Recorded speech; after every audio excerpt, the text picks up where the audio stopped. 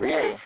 I only do that, I think, third days doing only this case, because this case can compromise, it can ruin Bolsonaro.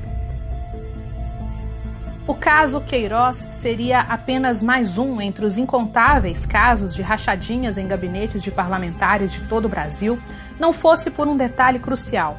Ele seria usado como peça-chave para o desgaste de Jair Bolsonaro, um conservador que ocupara a presidência da República sem o aval do establishment. Um dos braços do sistema, a mídia, abriu caminho para a derrubada de Bolsonaro muito antes da escalada autoritária do Supremo Tribunal Federal.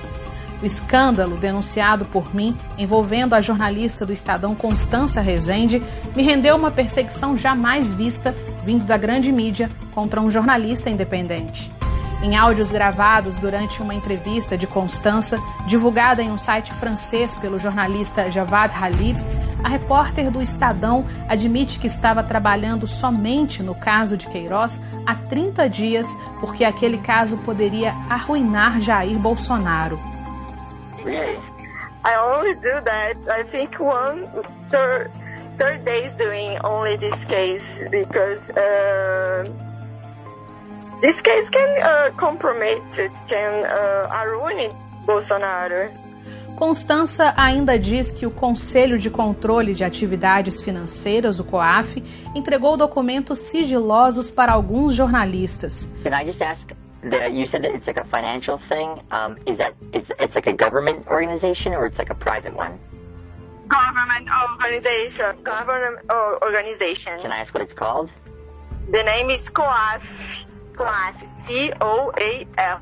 C-O-A-F? C-O-A-F. Okay. Yes. And, I mean, have you spoken to them at all? Or they, like, did you request documents from them? Or do you speak to people who work there? Or is that just like a... Yes, I have these documents. It's documents it's not public, but we have. It's not public, but journalists used to receive from sources. Oh, well. Mesmo após ter sido denunciado por Halib, por mim e pelo jornalista americano L. Todd Wood, do site The Washington Times, nenhuma autoridade investigou a origem dos vazamentos no COAF.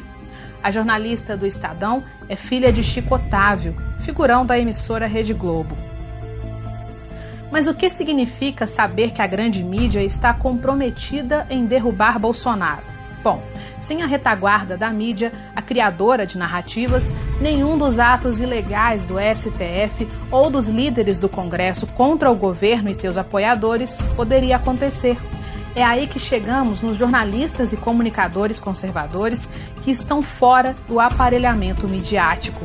Nos últimos anos, o número de portais conservadores cresceu exponencialmente, ameaçando gravemente a narrativa da grande mídia, que perdeu espaço e credibilidade na sociedade.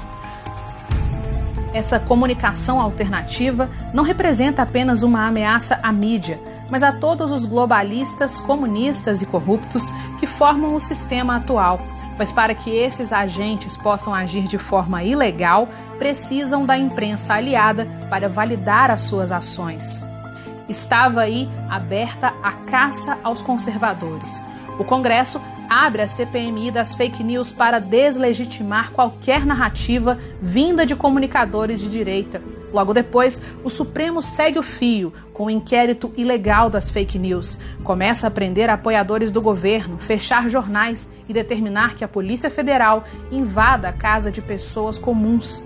Um atentado à democracia jamais visto na história deste país.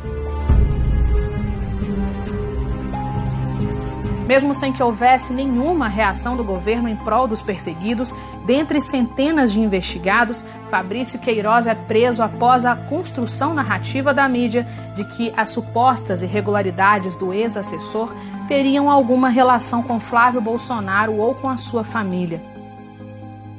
Políticos, narcotraficantes, policiais, empresários, líderes de outras nações, nenhum deles admite a ascensão de cristãos conservadores. Os próximos ataques do sistema serão ainda mais violentos. Os limites do absurdo já foram ultrapassados. A história do Brasil ganha páginas sombrias de uma ditadura que tem apenas um objetivo: aniquilar a verdade. De Belo Horizonte, repórter Fernanda Salles.